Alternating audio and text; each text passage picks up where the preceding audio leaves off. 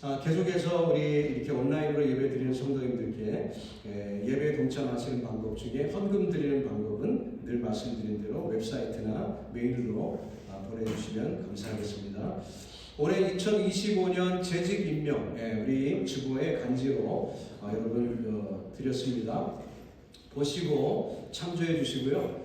또 저희는 이제 팀장만 이렇게 임명을 합니다. 팀원들은 각자가 원하시는 부서에 가서 이렇게 사역을 하시면 되겠어요. 그래서 여러분들이 원하시는 대로 나는 이 부서에 가서 일했으면 좋겠다 하면은 팀장님께 얘기하시고 함께 동역하시면 됩니다. 그렇게 해주시길 바라고요.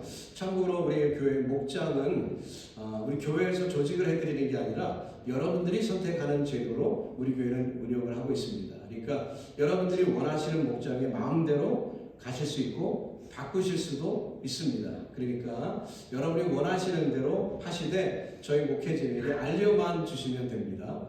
그래서 알려주시지 않으면은 우리가 또 잘 모르니까요. 그래서 알려주시면은 저희가 그렇게 이해하고 또 모든 조직표나 이런 거 수정하도록 그렇게 하겠습니다.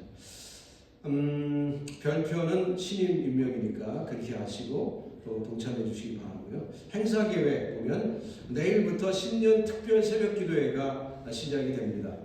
그래서 이 자리에서 요즘 날씨가 춥지만 따뜻하게 미리 데펴 놓겠습니다. 그러니까 오셔서 함께 은혜 받으시고요. 강하고 담대하라 여호수아에게 주셨던 말씀을 중심으로 우리가 이 한 해를 주님의 뜻대로 개척해 나가고 승리하는 그런 복된 한 해가 되기를 원하는 마음으로 함께 기도하는 시간 있겠습니다. 우리 교회가 한동안 새가족반 모임을 못했는데요. 이제 그 다음 주일부터 새가족반 모임이 시작이 되는데 시간은 언제냐면 1부 예배 직후에 시작하도록 그렇게 하겠습니다. 그래서 혹시 2부 예배에 출석하시는 분들 중에도 새가족반 모임에 참석하기를 원하는 분들은 그 시간에 오시면 되겠고요. 그런데 2부 예배 팀도 나중에 오픈을 하겠습니다.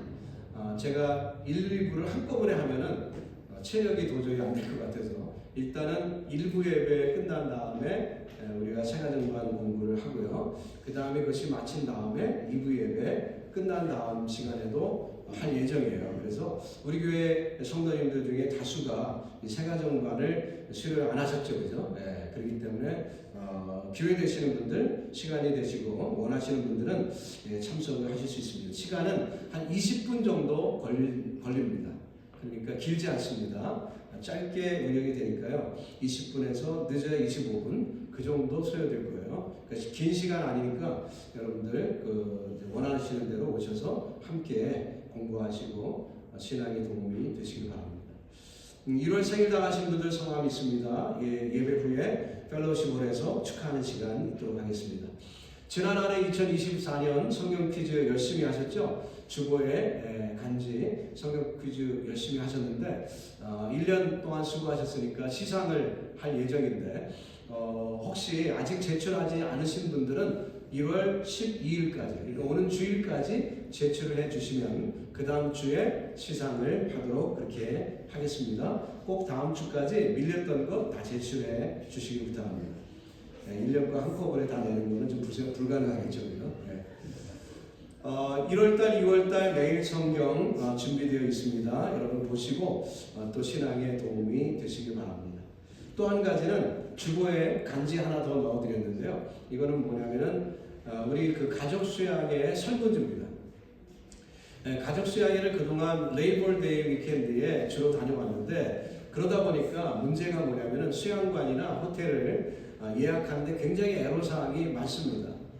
그래서 좋은 데는 구하기가 어렵고 뭐 그런 여러 가지 어려움이 있어서 혹시 여러분들이 꼭 레이벌데이가 아니라도 다른 날도 가능하신지를 좀 알기를 원해서 이렇게 서베이를 하려고 해요. 그래서 여러분들이 원하시는 대로 제일 먼저 나는 어차피 참석을 못합니다. 이런 분을 위에 써주시면 그분들의 의견은 생략하고 가실 수 있는 분들의 의견만 가지고 이제 얘기를 해야 되겠죠. 그래서 못 가시는 분은 아예 마크원에 그냥 하시면 되겠고요. 가실 수 있는 분들은 그 다음에 밑에 4가지 중에 선택을 하셔서 원하신 대로 기록을 해주시면 되겠습니다.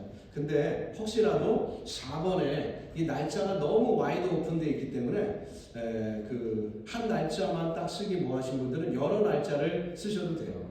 그리고 아예 그냥 나는 그때 아무 때나 가도 된다 뭐 이렇게 하셔도 되고요. 그러면 이제 그 중에 저희가 좋은 날짜를 다시 한번 여러분께 묻겠습니다. 그래서 이 서베이가 한 번으로 끝나는 게 아니라 다시 묻도록 그렇게 하겠어요. 그래서 저희 진행팀이 좀 좋은 장소, 좀 더 나은 장소로 이렇게 우리 가서 1년에 한 번인데 또 베케이션 삼아서 좀 쉬시기도 하시고 뭐 하는 그 좋은 유익한 가족 수양회를 하려고 하니까 그렇게 하셔서 여기에 기재를 해주시면 감사하겠습니다. 광고 이상이고요. 여러분 옆에 분들하고 서로 인사 나누겠습니다. 주님의 이름으로 사랑합니다. 요즘 독감이 많습니다. 네. 감기가 많아갖고요. 그 어려운 분들 굉장히 많습니다. 오늘도 이제 저희한테 연락 오셔갖고 감기 때문에 못 옵니다. 이런 분들 몇 분 계셨는데 여러분 건강하시고 늘 생활에 승리하시기 바랍니다.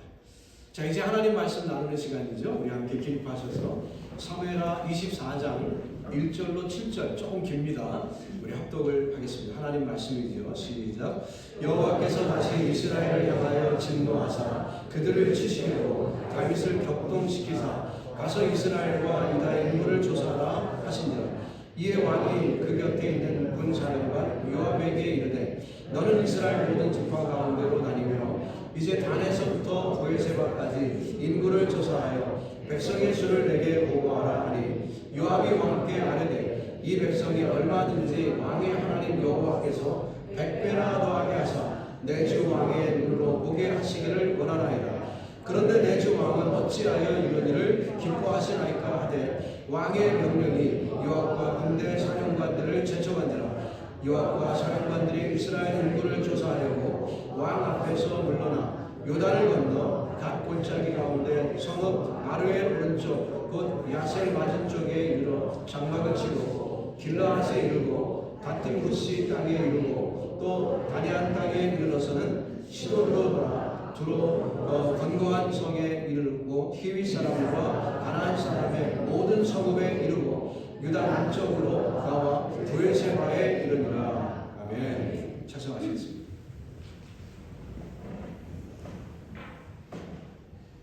평강 주시기를 원하노라. 그 얼굴을 우리에게 향하여 드사 말씀하시기를 기뻐하셨던 하나님, 우리에게 그 평강이 임하는 귀한 시간 말씀으로 대하며 참된 평강 누리기를 원합니다. 주여, 이 시간도 전하는 자나 듣는 자나 한 가지로 은혜되고 하나님께 영광 돌리는 복된 시간 되게 하여 주시옵소서. 밝은 2025년도 한 주 한 주 거듭될 때 강단에 복을 주셔서 말씀마다 하나님의 육성을 들을 수 있는 은혜로운 시간 되도록 하나님 주관하여 주시옵소서. 우리 모두에게 복된 시간 되기를 원합니다. 예수님의 이름으로 기도드립니다. 아멘. 새해가 시작되어 우리가 해피 뉴 이어, 새해 복 많이 받으세요 인사하며 하루를 시작을 했지요. 자, 그래서 이제 우리 한국식으로 얘기하면 한 살씩 더 드시게 되었습니다. 어때요? 한 살 더 먹으니까 좋습니까? 네. 저도 어렸을 때는 한 살 먹는 게 좋았던 때가 있었어요. 그래서 농담으로 떡국 2그릇 먹으면 2살 먹지, 뭐 그런 농담도 하곤 했었습니다. 근데 어느덧 나이가 들다 보니까 이제 나이 먹는 게 부담스러운 나이가 되고 말았습니다. 왜냐하면 나이가 먹으면 나이 값을 해야 되는데 그렇지 못한 것 같아서 나이 먹는 게 좀 부담스럽죠.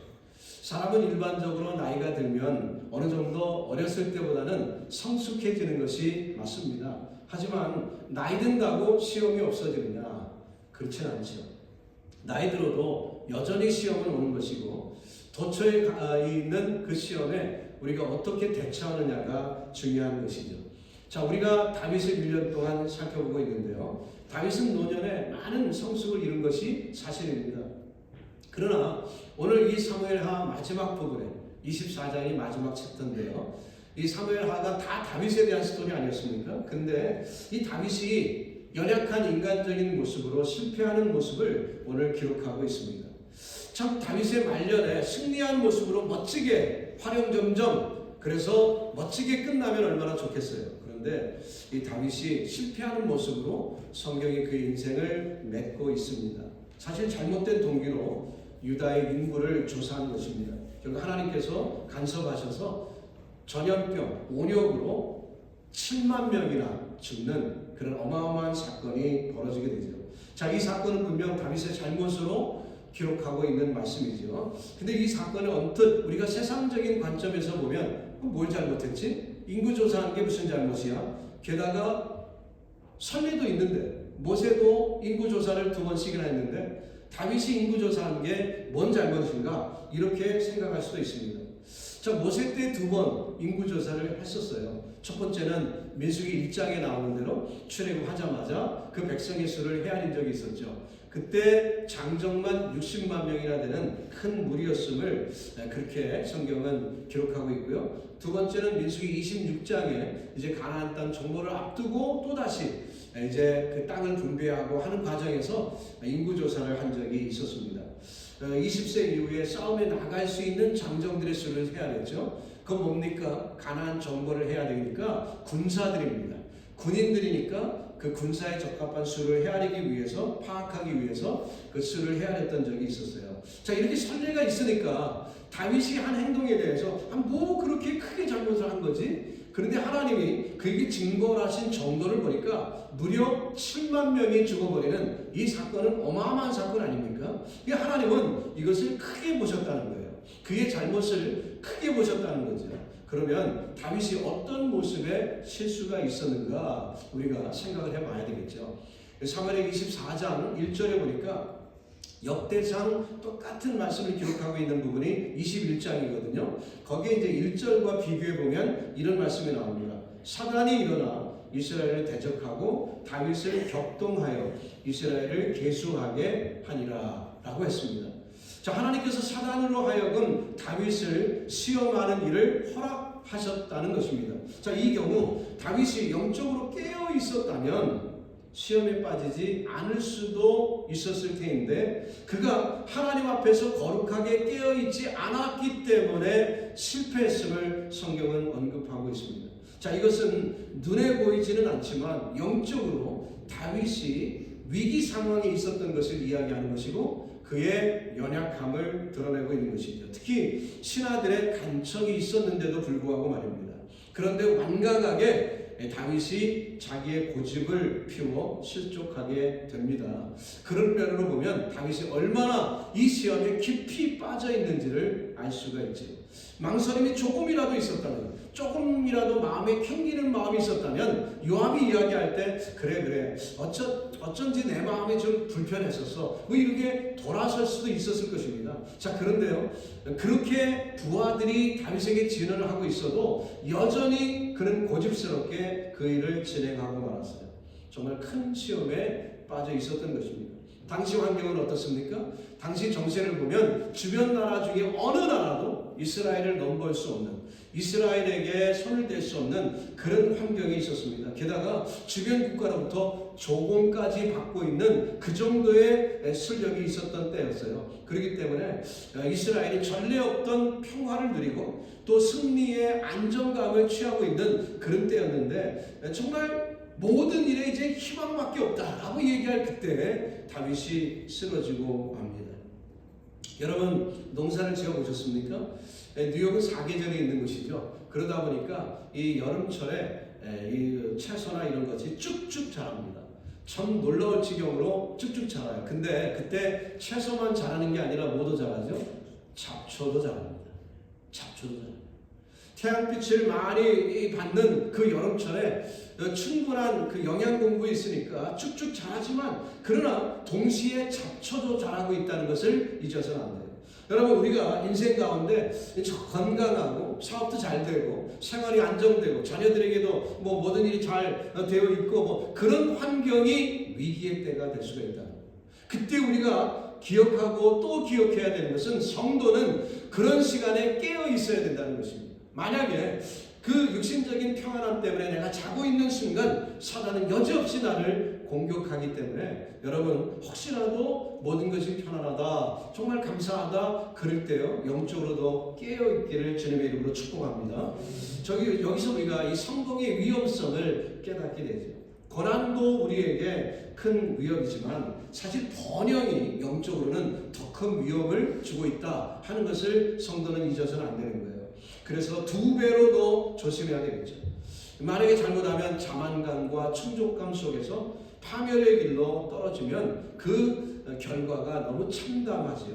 그래서 우리가 이 고난 때도 기도하는 것이 필요하지만 모든 것이 순탄할 때도 더욱더 하나님 앞에 기도하며 승리해야 할 줄로 믿습니다. 그러나 어느 정도 일이 잘 풀리고 그럴 때 어떤 시험이 온다고요? 하나님 없이도 내가 인생을 경영할 수 있다라는 착각에 빠지게 되더라는 거예요. 그 순간이 위험한 순간이죠. 다윗은 그 순간 덫에 걸려 쓰러지고 말았습니다. 백성의 수를 세는 게 왜 잘못됐을까? 우리 다시 한번 생각해 볼 때 백성의 수를 세웠던 것은 첫 번째로 그가 교만을 표현했던 것이죠. 교만했기 때문에 그랬다는 거예요. 백성의 수를 세는 것은 백성의 주인이 나 다윗이라는 착각이 있었기 때문에 문제였던 거죠. 내 거니까 내 마음대로 한다. 이게 분명한 잘못이죠. 이스라엘은 하나님의 민족, 하나님의 백성 아닙니까?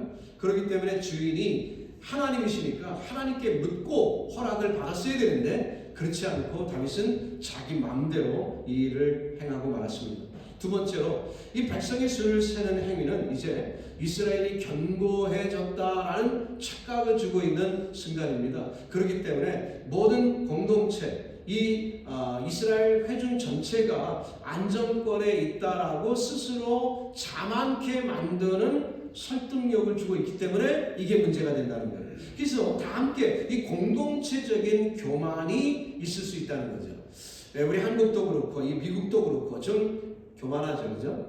그래서 요즘 이제 유튜버들이 동남아에 가서 이렇게 그 여행하고 하는 그 유튜버들이 많이 있는데 좀 그분들의 태도가 어때요? 좀 교만합니다. 아이고 엄청 싸요, 뭐 이러면서 굉장히 그 자랑스럽게 그 이제 대한민국 시민인 것을 자랑스럽게 여기면서 그 유튜브를 촬영하는 그런 모습을 보면 그것을 보는 사람들이 고국에 있지만 여행을 못 갔어도 아 그래 내가 좋은 나라에 살아, 우리나라 이제는 부자야, 뭐 이런 착각에 빠지는 그런 일이 있죠. 사실 뭐 감사한 일이긴 하지만 꼭 좋은 건 아니에요. 왜냐하면 이 공동체적인 교만도 하나님이 아주 싫어하십니다. 그래서 우리가 늘 겸손하기를 하나님이 원하시죠. 자, 세 번째로는 어떤 이유가 있습니까? 다윗이 이 출애굽 역사를 통해서 이스라엘을 어떻게 간주하시는지, 하나님이 어떻게 보시는지를 다윗이 알고 거기에 올바르게 나라를 다스리고 이랬어야 되는데 그만 그것을 망각하고 있었다는 거예요. 무슨 얘기냐면 이스라엘은 어떤 민족입니까? 애굽의 종살이였는데 하나님께서 값을 지불하시고 구출해 내셨어요. 그러니까 속전을 지불하시고 구출해 내셨기 때문에 특별한 민족이죠. 그래서 이스라엘은 인구수를 세려면 속전을 지불해야 되도록 하나님이 명시해 놓으셨습니다. 그런데 그것을 무시해 버렸어요. 출애굽기에 나오는 내용입니다. 좀 더 설명이 필요한 부분이죠. 30장 12절을 보니까 이스라엘의 자손의 수요를 따라 조사할 때 조사받은 각 사람은 그 생명의 속전을 여호와께 드릴지니 분명히 나와 있죠. 이는 그 계수할 때 그들 중에 온역 즉 전염병이 없게 하려 합니다. 만약에 속전을 지불하지 않고 함부로 이스라엘의 인구조사를 하면 전염병이 있어서 수많은 사람이 죽을 것이다. 예언이 있어요. 16절에 너는 이스라엘 자손에게서 속전을 취하여 회막에 봉사했으나 쓰이는 것까지 얘기하셨죠. 이것이 여호와 앞에서 이스라엘 자손의 기념이 되어서 너희의 생명을 속하리라 라고 말씀하셨습니다. 이스라엘 백성들은 그냥 백성이 아닙니다. 그냥 다른 나라 뭐 여러 나라들과 똑같지 않습니다. 다르지요. 특별한 민족이에요. 하나님께서 함께하신 민족입니다. 그렇기 때문에 그 민족은 속전, 대신 속해주는 값을 지불해야 되는 그런 민족이었다. 그렇기 때문에 계수할 때는 그 값을 지불해야 된다 말씀하신 것입니다. 만약 그렇게 하지 아니하면 온유역이 있어서 많은 사람이 희생될 것이라고까지 워닝이 주어져 있습니다. 그 이유는 뭐죠? 모두가 다 노예들이었기 때문이다 하는 거예요.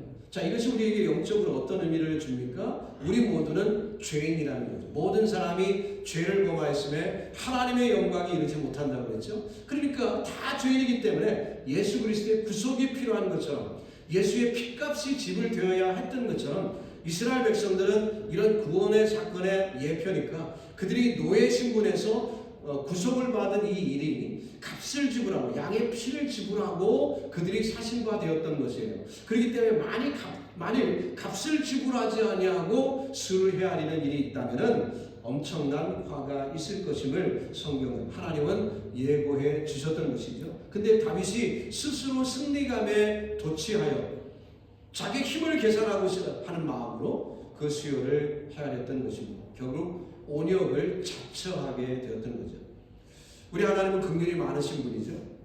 그렇기 때문에 저와 여러분이 무슨 잘못을 저질러도 그때 즉각 우박이 떨어지거나 무슨 번개에 맞거나 그런 일이 벌어지지는 않습니다.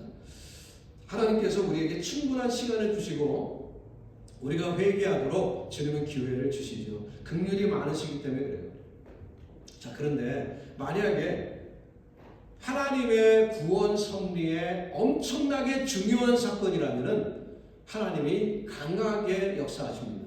성경을 보니까 성경 인물들 중에 수많은 사람들이 죄를 범하고 또 실패하고 그런 일들이 많이 있었어요.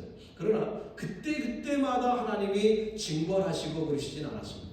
그런데요, 아주 중요한 것, 다시 말하면 하나님의 구속사적인 어떤 중대한 사건이 있으면 하나님이 아주 엄하게 그리고 강하게 징벌하시고 또 깨달음을 주십니다.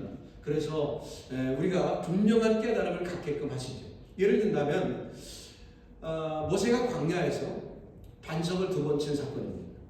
첫 번째, 그들이 물이 없어서 하나님께 호소했더니 반석을 쳐서 물을 내라고 말씀하셨고, 그때 반석을 쳤을 때 반석이 깨져서 물이 쏟아졌습니다. 그래서 수많은 사람들이 그 가뭄을 해결하게 되었죠. 자, 그런데 두 번째로 또다시 물이 모자랐을 때 이번은 어때요?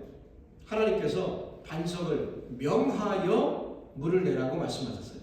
그런데 이 모세가 홧김에 반석을 또 내려쳤습니다.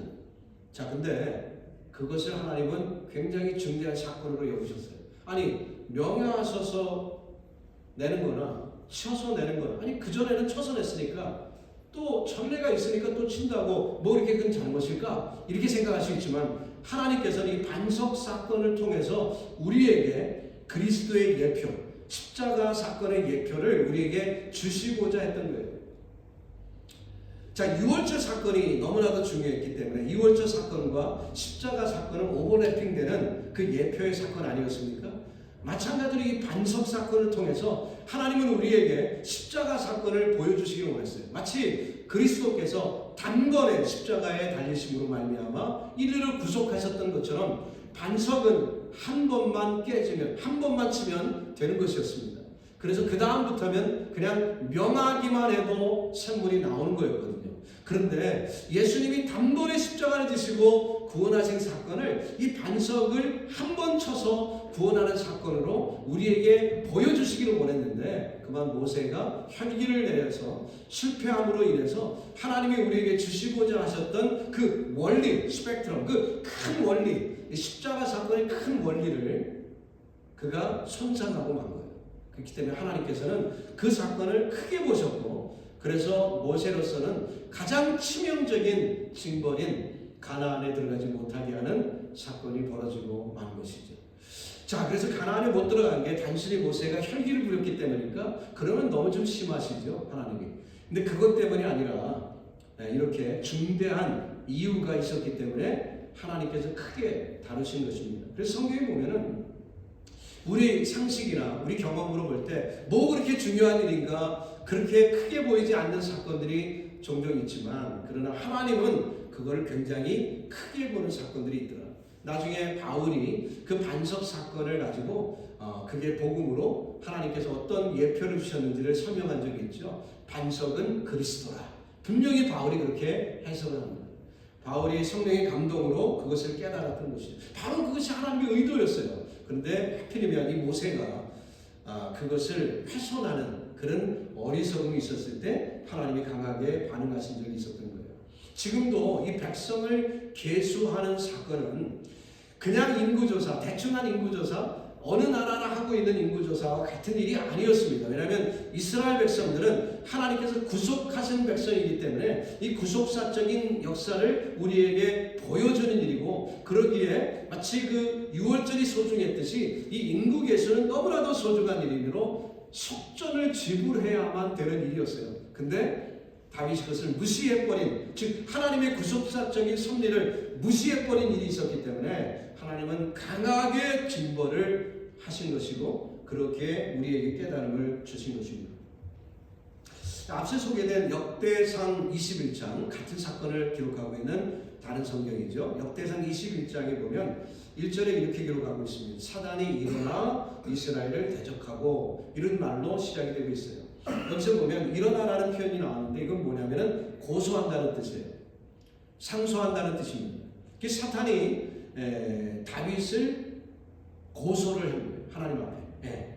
계시록 12장 10절에 보니까 사단은 참소하는 자다, 이렇게 소개가 되어 있습니다. 고소하는 자라는 뜻이에요. 그것도. 그래서 욥기에서처럼 사단이 참소자로 등장해서 하나님, 아니 욥이 까닭없이 하나님을 섬기겠습니까? 하나님이 잘해주셨으니까 섬기는 거 아니에요? 하나님이 축복하신 거 다 재해보면 욥이 하나님을 저주할 겁니다 하고 욥의 선함에 대해서 사단이 고소하지 않습니까? 그때 하나님께서 허락하셔서 사단이 시험하도록 하셨지만, 그때 욥은 깨어 있었기 때문에 입술로 범죄하지 않고 시험에 승리할 수가 있었던 거죠. 그러나 불행히도 다윗은 사단의 시험을 받았을 때 실패하고 말았던 것입니다. 여러분, 저와 여러분이 혹시 이스라엘처럼 최근의 승리로 인하여, 최근에 어떤 이루어진 것들 때문에 우리가 오만해지거나 교만해지는 없었습니까? 하나님을 불쾌하게 만든 것입니다. 그렇기 때문에 우리의 교만을 하나님은 기뻐하시지 않습니다. 늘 겸손하게 하나님 앞에 살기를 바랍니다. 교만처럼 하나님을 불쾌하게 만드는 것은 없어요. 그래서 잠언 6장에 보면 거기 하나님이 싫어하는 것 몇몇 가지가 쭉 소개되는데 넘버 1으로 소개된 게 뭡니까? 교만이에요. 교만. 여러분들 교만을 이기시기를 주님의 이름으로 축복합니다. 자, 다윗이 그렇게 많은 해 동안 하나님과 동행을 했는데 자신의 순례길을 마치려는 순간, 이 사무엘 하가 마지막 기록되고 있는 이때에 그 자리를 내어준 것은 참으로 가슴 아픈 일입니다. 정말 사단의 공격에 나이나 경험이 별 도움이 되지 않는다는 것을 우리가 보게 되지요. 베드로전서 5장 6절로 8절에 보니까 이런 말씀이 있습니다. 그러므로 하나님의 능하신 손 안에서 겸손하라. 때가 되면 너희를 높이시리라. 너희 염려를 다 주께 맡겨버리라. 이는 저가 너희를 권고하심이니라. 근신하라. 깨어라. 너희 대적 마귀가 우는 사자같이 돌아다니며 삼킬 자를 찾는다고 했어요. 여러분들 깨어서 2025년에 승리하기를 주님의 이름으로 축복합니다. 인생을 아무리 오래 살았어도, 신행생활을 아무리 오래 했어도 하나님이 주신 전신갑주가 무겁다고 이제는 좀 벗고 편하게 좀 쉬자, 이럴 수 있는 시간은 없습니다. 우리가 무덤에 들어가기 전까지 이런 시간은 없어요. 정말 사단은 집요하게 우리를 괴롭힙니다. 젊은 시절 혈기가 있으셨던 분들은 나이 들어도 혈기 조심하셔야 됩니다. 남들보다 욕심이 좀 과했다는 그런 경험이 있었던 분들은 나이 들어도 여전히 욕심 조심해야 됩니다. 내가 교만하다고 생각했던 분들은 나이 들어도 여전히 교만 조심해야 됩니다. 이민생활 이 정도 했으니까 이제는 정착이 됐고 이 정도면 됐다라고 생각하는 분들, 그때가 조심해야 될 때입니다. 경험이 많아져서 매사에 능숙해지면 질수록 조심해야 되고요. 특히 교회 생활도 이 교회에 와서 어느 정도 신앙생활 어느 정도 했고, 그러니까 교회에서 기득권도 어느 정도 있다고 생각하는 그 순간이 조심해야 될 순간이에요. 여러분, 우리가 시험에 들지 않게 하기 위하여 항상 깨어있기를 주님의 이름으로 축복합니다. 자, 이 사건의 배경이 되고 있는 역대상 20장, 그러니까 21장에 이 사건이 기록되고 있는데 21장 바로 앞에 장 마지막 부분에 뭐라고 쓰고 있냐면 8절에 보니까 가드 장대한 자의 소생이라도 다윗의 손과 그 신복의 손에다 죽었다고 했어요. 거인들을 다 물리쳤어요. 그리고 나서 다윗이 실패한 것을 기록하고 있어요. 여러분, 주변 나라의 수많은 전쟁에서 승리했고요. 가장 위협적인 존재였던 가드의 거인들, 그 골리앗과 같은 그 거인들을 다 물리쳤다는 이 기록 이후에 21장 1절에 바로 이어서 기록된 말씀이 사단이 일어나 이스라엘 대적하고 다윗을 격동했다라고 연결되어서 기록된 것을 보니 우리의 삶이 어떠한지를 보게 되죠. 즉 다윗과 함께 그 백성들이 승리에 심취해 있을 때가 시험에 쓰러지는 순간이었습니다. 그렇다면 우리는 어떻게 살아야 될까요? 하나님 앞에서 나는 무익한 존재입니다. 나는 그저 털업 같은 존재입니다. 언제나 심령이 가난한 자가 되어서 여러분 매사에 승리하기를 주님의 이름으로 축복합니다. 자, 이 사건은 다윗 하나만의 문제가 아니라고 했어요. 그 백성들도 여전히 같은 문제였다고 했죠. 그래서 하나님의 불만은 다윗만에게 향하는 것이 아니라 이스라엘 전부를 향한 것이었습니다. 그래서 하나님께서 그들에게 허락하신 잠시의 성공이 저들로 하여금 교만하게 만드는 이 모든 일들에 대해서 결국 실패한 모습을 보고 하나님은 징계하신 것입니다. 사무엘하 24장 오늘 본문에 보니까 왕이 이에 그 곁에 있는 군대 장관 요압에게 이르되 너는 이스라엘 모든 지파 가운데로 다니며 단에서부터 브엘세바까지 인구조사하여 그 도수를 내게 알게 하라. 요압이 왕께 구하되 이 백성은 얼마든지 왕이 하나님 여호와께서 100배나 더하게 하사 내 주 왕의 눈으로 보게 하시기를 원하나이다. 그런데 내 주 왕은 어찌하여 이런 일을 기뻐하시나이까. 원래 요압이 그렇게 믿음이 좋은 사람이 아니죠. 자, 그런데 그는 아주 클레버한 사람, 영악한 사람이에요. 그래서 다윗이 지금 하고 있는 이 일이 하나님이 기뻐하시지 않는 일이라는 것을 요압은 분명히 알고 있었어요. 그렇기 때문에 이 명령으로 인하여 이스라엘에게 극심한 위기가 올 것이다 라는 것을 예견한 거죠. 그래서 그에게 이 일을 제기한 것입니다. 여러분, 이와 같은 일이 비일비재하다는 걸 아십니까? 꼭 믿음이 좋은 사람이 좋은 조언을 하는 게 아니에요. 어떤 때는 믿음이 없는 사람이 한 이야기, 심지어는 어린아이가 한 이야기까지라도 그것이 중요한 이야기일 수도 있습니다. 하나님께서 그들을 나팔로 쓰셔서 말씀하시는 순간들이 있어요. 그때 우리가 깨달음을 가져야 되죠. 제가 어렸을 때 일입니다. 대학 진학을 앞두고 있을 때 이제 고등학교 시절에 이제 하나님의 은혜를 체험했기 때문에 이제 신학교를 가기를 원했어요. 그래서 저희 아버님께 허락을 받기 위해서 아버지 저 신학교 갈게요 하고 이제 얘기를 했습니다. 그랬더니 저희 아버님이 야, 너 나이 18에 인생을 결정하는 건 너무 빠르다. 그러니까 일반 대학 갔다가 대학원을 신학대학원으로 가는 것이 어떠냐 이렇게 조언을 해주셨어요. 그래서 그 말씀에 순종해서 일반 대학을 갔습니다. 그리고 이제 대학을 마치고 신학대학원을 이제 가야 되는 거죠. 원래 순서대로는. 근데 여러분도 알다시피 제가 대학 시절에 공부를 좀 게을리했잖아요. 딴따라 하느라고. 사실은 입학할 때 제가 과톱을 했기 때문에 4년 장학생으로 들어갔습니다. 그래서 그 성적을 유지를 해야 되는데 이제 그 맨날 수업 빼먹고 노래하러 다니고 막 이랬더니 성적이 좀 제가 생각했던 것보다 좀 떨어졌고 뭐 공부도 제대로 안 했어요. 그래서 그것을 핑계로 신학교를 좀 나중에 가고 그리고 일반 대학원을 먼저 갔다가 그 다음에 신학해야지 이렇게 핑계로 했습니다. 사실은 신학대학 가는 게 아직은 좀 부담스러워 갖고 세상이 좋으니까 그래서 세상에 좀 더 놀고 가려고 하는 마음이 속에 있었던 거죠. 그래서 이제 대학원에 입학 원서를 냈습니다. 그때는 저희 부모님이 이미 미국에 계셨기 때문에 뭐 상의할 대상도 없고 그래서 제가 일반 대학 제가 다니던 학교에 대학원에 이제 서류를 넣었어요. 그랬더니 이제 본교생들 위주로 먼저 인터뷰를 하게 되었습니다. 그래서 이제 교수님을 만나게 됐죠. 아주 저하고 친하신 친한 교수님이에요. 저 여행도 다니고 음식도 여러 번 같이 먹고 친한 교수님입니다. 근데 넌 크리스찬이에요. 그분이 이제 앞에 딱 서서 제 서류를 이렇게 보시면서 이제 인터뷰를 하는 것입니다. 그때 제가 거기서 앉으니까 이건 반가워. 대학원 가려고? 네. 근데 이건 왜 가려고 하나? 대학원에? 이렇게 물어보는 거예요. 그저 인사치레로 물어보신 것이었습니다. 사실 본교생은 거의 그냥 합격이죠. 그죠? 그런데 그냥 인사치레로 물으신 건데 제가 얼떨결에 대답하기를 이렇게 대답을 했습니다. 예, 교수님, 사실 저는 어려서부터 신학교를 가려고 했는데요. 역사가 좋아서 역사 공부 좀 하러 왔었습니다. 근데 아시다시피 제가 공부를 열심히 안 했잖아요. 조금 더 하고 나중에 신학대학원을 가려고 합니다. 이렇게 대답을 한 거예요. 넌 크리스찬이에요. 그랬더니 이분이 고개를 갸우뚱하더니 이렇게 얘기하십니다. 자네 얘기를 듣고 보니 그건 아마추어 생각인데 대학원부터는 프로야. 그때 프로야구가 생긴 지 얼마 안 됐을 때였거든요. 대학원부터는 프로야. 그런데 신학대학원은 어차피 갈 것 같으면 지금 가지 뭐하러 나중에 가나? 2년 낭비할 건 없어. 그게 다 자네 원하는 길이라면 그 길로 가게. 넌 크리스찬인데 저한테 그렇게 소원을 해주셨어요. 그 순간 제가 뒤통수를 하나님으로부터 딱 얻어맞는 느낌이었어요. 이분을 통해서 하나님이 내게 말씀하십니다.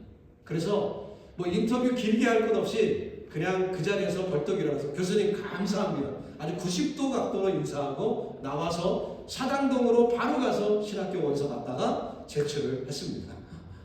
바로 그날. 더도 늦지 않게 바로 그날 갔어요. 사실 하나님께서 이렇게 넌 크리스찬을 통해서도 말씀을 하세요. 만약 그날 그 순간에 제가 이게 넌 크리스찬이니까 뭐 중요한 얘기 아니지 하고 넘겨짚고 제가 일반 대학원을 갔더라면 돌아 늦게 신학을 할 뻔했습니다. 근데 하나님께서 그분을 택하셔서 제게 말씀해 주심으로 인해서 제가 바로 신학교 가고 지난 40년 동안 목회자의 길을 걸을 수가 있었던 거죠. 여러분, 순간순간 이렇게 하나님이 요압을 쓰시듯이 그러실 때가 있어요. 그때를 놓치면 안 됩니다. 그러면 손해가 막심해요. 네. 게다가 4절을 자세히 읽어보니까 왕의 명령이 요압과 군대 장관을 제쳐간지라. 네. 그러니까 이거 뭐죠? 요압 혼자만 다윗에게 진언한 게 아니라 군대 장관들도 함께 다윗에게 얘기를 했던 거예요. 게다가 요압이 나중에 인구조사를 하는 모습을 보니까 말이에요. 질질 끌었어요. 여러분 입장을 바꿔놓고 생각해 봅시다. 그 당시에 군대 장관이 여럿 있고 부하들이 많으니까 요압이 일일이 다 다닐 필요도 없이 쫙 전국의 군대 장관들을 쫙 보내고 그리고 수습을 한 것을 합계를 하면은 일주일이면 끝날 거예요. 그렇죠? 일주일이면 끝납니다. 근데 어느 정도 걸린지 아세요? 10개월이 걸렸어요. 아무리 옛날이지만 10개월이 걸렸다는 얘기는 뭡니까? 요압이 머리가 둔한 사람이에요? 꼭 자기가 일일이 헤아려야 됩니까? 아니죠. 사람들을 활용하면 되는 거였어요. 그런데 요압이 왜 이렇게 시간을 오래 썼을까? 제 생각에는, 이건 제 해석입니다만, 제 생각에는 요압이 일부러 지연시킨 것이 아닌가 그런 생각입니다. 누구를 위해서? 다윗을 위해서. 다윗이 혹시라도 인구조사하는 도중에 요압 아무래도 내가 잘못 생각한 것 같아. 하나님이 안 좋아하시는 것 같아. 관둬라. 이 얘기가 나오도록 기다리려고 질질 시간을 끄는 것이 아닙니다. 그런데 어때요? 10개월이 다 돼서 인구조사가 다 마칠 때까지 다윗의 소식은 들리지 않습니다. 결국 어때요? 하나님의 진노가 그들에게 임하게 되었죠. 우리 긍휼의 하나님은 기회를 주십니다. 그래서 우리가 회개할 수 있는 기회를 주시죠. 이렇게 해주시고 저렇게 해주시고 이 사건을 통해 주시고 저 사건을 통해 주시고 하나님께서 회개의 기회를 주십니다. 근데 여러분 그 순간을 놓치면 고생해요. 하나님이 기회를 주실 때 얼른 무릎을 꿇어야 돼요. 올 한 해도 어떤 일이 우리에게 펼쳐질지 모릅니다. 그때마다 하나님은 또 기회를 주실 거예요. 그때 무릎을 꿇고 하나님 앞에 머리 조아리는 자, 바로 그가 하나님의 기회를 받는 거예요. 여러분 잊지 마시고 주님과 동행하시기를 예수님의 이름으로 축복합니다. 내게 주시는 말씀 듣기를 기뻐하는, 꼭 설교 시간만이 아니라 주변 사람들로부터 어떤 일을, 어떤 사건을 통해서도, 심지어는 어린아이의 입을 통해서라도 하나님의 음성을 들을 수 있기 바랍니다. 그러면 그 순간이 바로 하나님께 경배하는 순간이요, 한 살 더 먹은 만큼 영적으로도 성장해야 되는데 말이에요. 여러분 올 한 해가 그런 한 해가 되어서 주님을 기쁘시게 하기를 예수님의 이름으로 축복합니다. 우리 함께 기뻐하셔서 부를 찬송은 너 시험을 당해 죄짓지 말고, 이 찬양이거든요. 우리가 1절 2절 먼저 부를 때 우리가 결단하는 그런 시간 되기 바랍니다.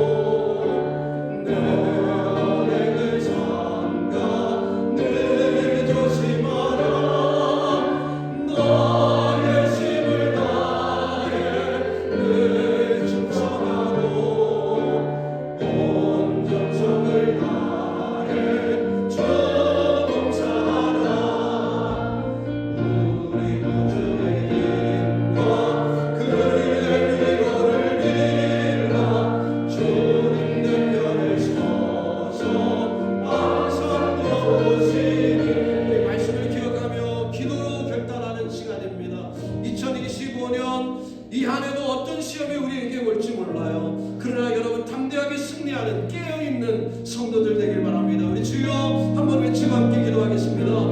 주여, 살아계신 아버지 하나님, 다윗을 통하여 반면교사로 우리에게 교훈을 주시니 감사합니다. 시험이 오는 순간 쓰러지지 않기를 원합니다. 늘 깨어있어서 하나님 뜻을 보기를 원합니다. 하나님의 함께하여 주시고 능력으로 채워주셔서 2025년 펼쳐지는 하루도 하나님이 보시기에 아름답게 승리한 우리 모두 되도록 주님 동행하여 주시고 은혜로 채워주시옵소서. 하나님이 이걸 보실 줄 믿습니다. 잘 이기는 자는 상관을 이니